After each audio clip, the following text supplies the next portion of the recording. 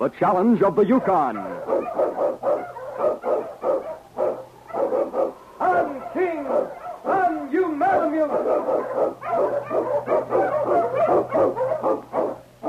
The Wonder Dog King, swiftest and strongest of Eskimo lead dogs, blazes the trail through storm and snow for Sergeant Preston as he meets the challenge of the Yukon.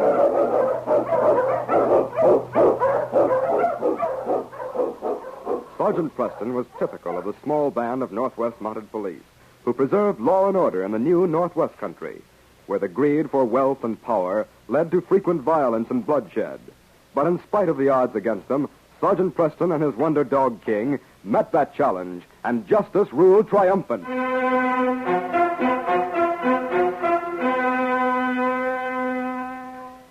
When the two Lindsay brothers first arrived in Salisbury, they both stood in the middle of a narrow road, looking at the line of tents stretching on either side of them, a mute symbol of the gold that was to be found in the vicinity.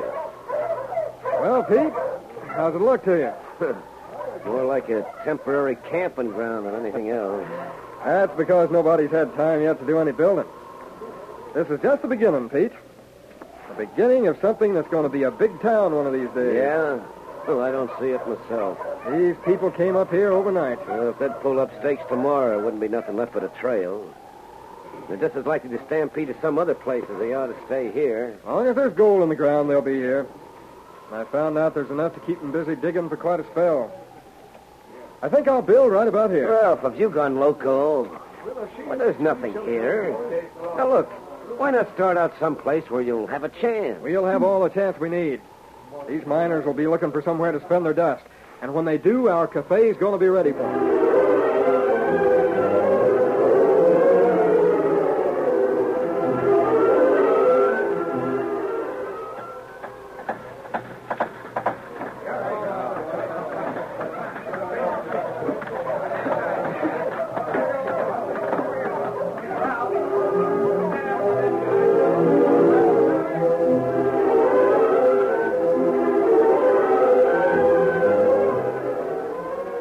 In a seemingly impossible short period of time, the town of Salisbury grew.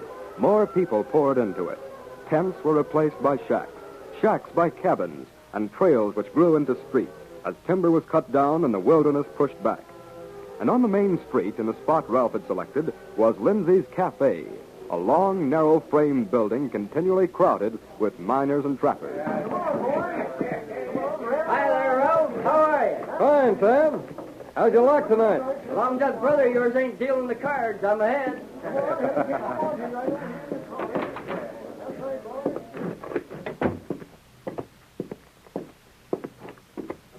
Hi, Pete. How'd we do tonight? Well, I ain't counted it yet, but it looks pretty good to me. Yeah? Well, while you're doing that, I'll go out and have a drink.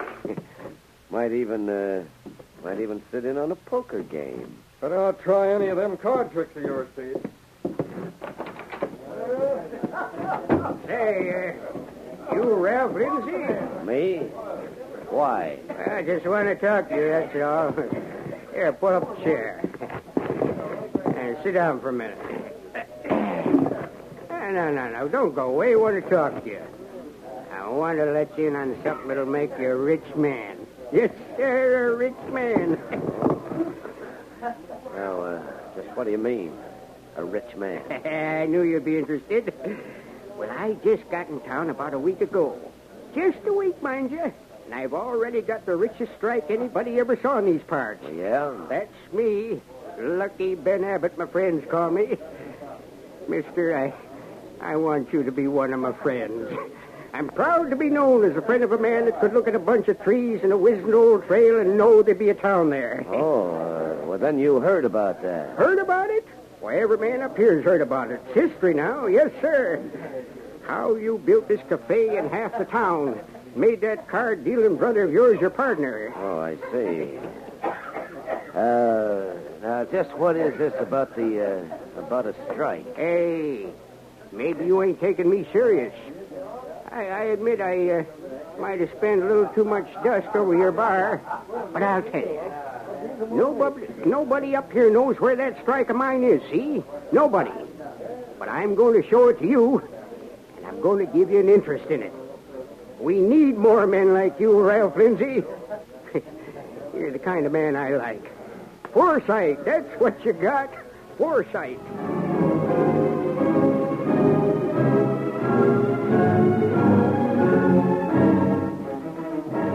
The next day, Pete Lindsay halted his dogs at the edge of a birch forest several miles from town.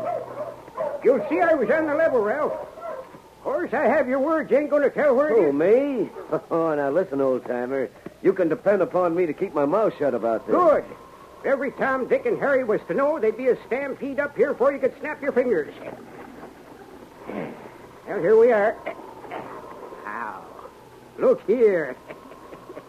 See them flakes of gold? Why, the ground's full of it. You bet it is. Say, you got a Winchester? Oh, look, you don't stand guard on this land, do you? Ain't no need to. Nobody knows about it except you. But this here timber's full of lynxes and grizzlies. And me, I ain't one to take chances. Well, I can see why you wouldn't. Say, I'm going to put up a shack not far from here. You can give me a hand with building it if you've a mind to. Now, I'll go into town, get some lumber. Oh, no. Don't you bother going into town. I'll take care of all that for you. Well, that's mighty nice of you. Yes, sir, mighty nice.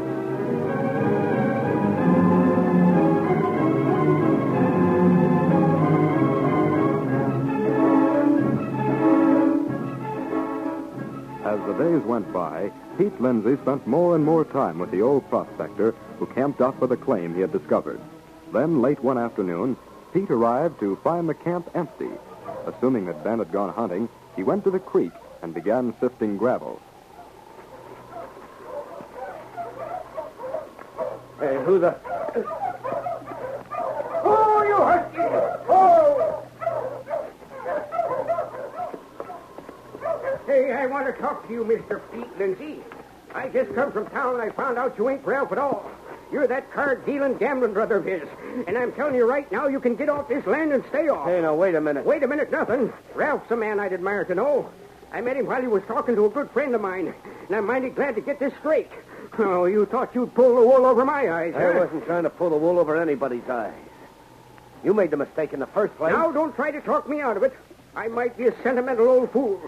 I admit that I take a drink once in a while, but I ain't got time for any quick-fingered gamblers. Now, you get going. Hey, now, listen, Ben.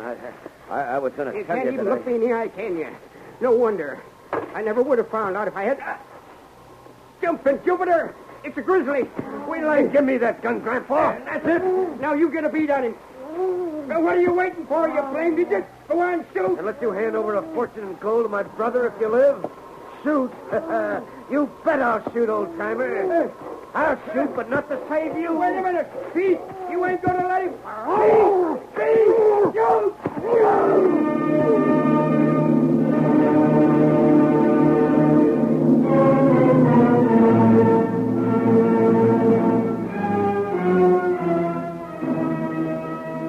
Meantime, on the trail from Salisbury, the great dog King led Preston's dogs as the scarlet-coated Mountie rode the runners of the sled. Ben wasn't very specific when he gave us those directions, Ralph. For my money, I think we're on a wild goose chase. Why was he so excited? After you introduced us, I couldn't make head or tail out of his story. Ben thinks he's the victim of a fraud. I haven't seen him for quite a while. He's inclined to be secretive, but I've never known him to say something that isn't true. Well, I sure hope he's waiting for us the main trail. You'll never find that location of his without him. On, King! On, you Malamute!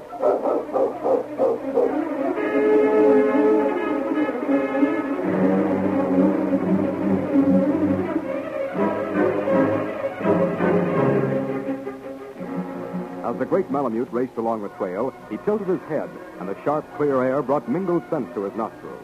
His ears tipped forward as he recognized the scent of human blood. I don't think we'll have to worry about Ben meeting us, Ralph. Looks like King knows where to find him.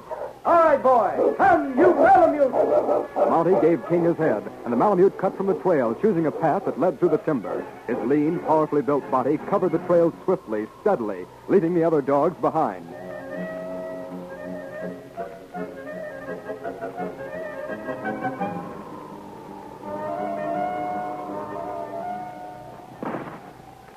As King approached the clearing, he saw the bear and the man frantically firing.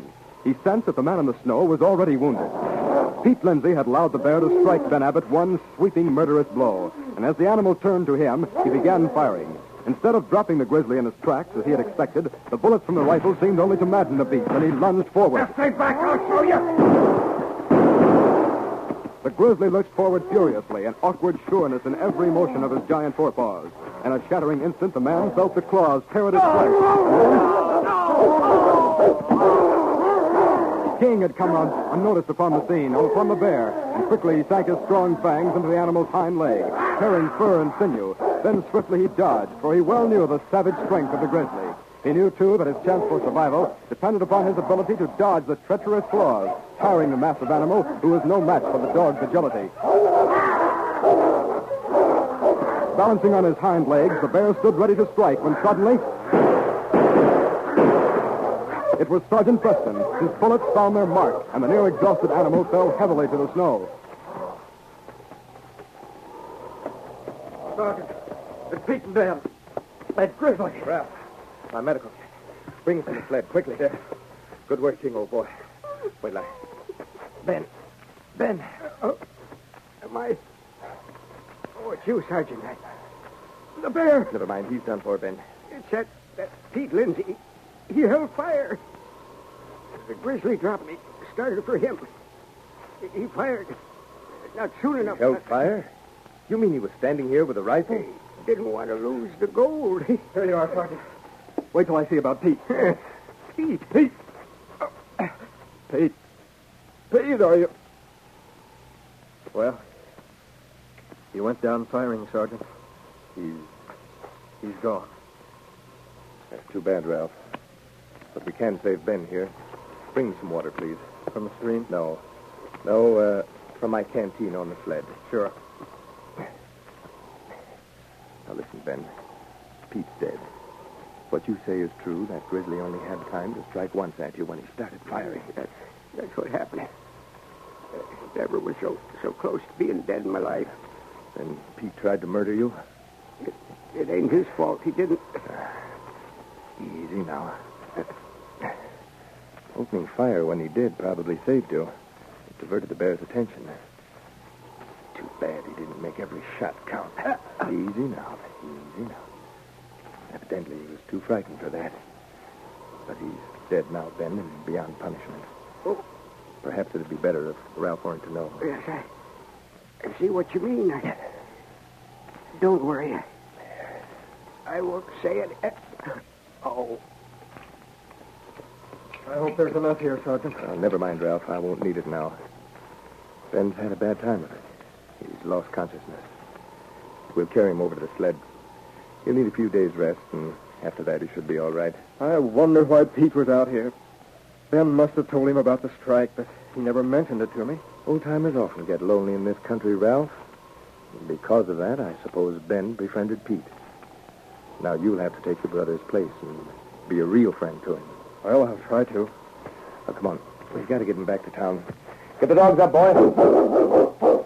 Yes, King, you've done a great job. Ben owes his life to your interference.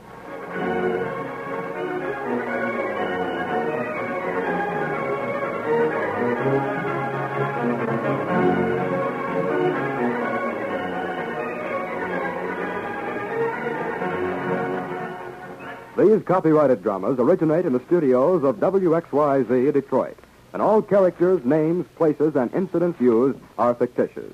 They are sent to you each week at the same time and reach you from our transcription studio.